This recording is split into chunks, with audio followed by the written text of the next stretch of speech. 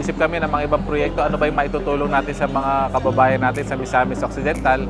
Nga nagyod yung marami nagpapakamatay, mga depressed na kababayan natin. Pinanganak ang Project Sagip Buhay. Added job na gagawin aside sa pag-maintain ng peace and order, itong pag-maintain natin o pag-monitor natin doon sa mga depressed na mga tao.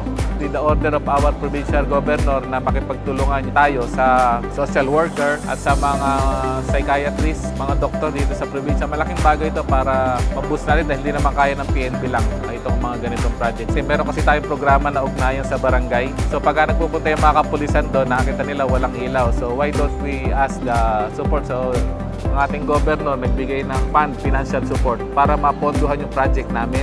So nagkaroon tayo ng resolution urging the all local government executive na suportahan yung project Kahayag.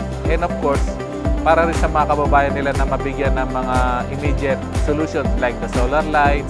Ang long-term solution yan ay magkaroon ng kuryente doon sa mga Gidas Barangay, yung mga malalayong lugar. Ako ay nagpapasalamat sa ating butihing governor sa kanyang support na ibinibigay sa PNP na Misamis Occidental at asahan ninyo na ang kapulisan natin ay susuklian ang mga suporta na ibinibigay nyo ng trabaho at quality na serbisyo.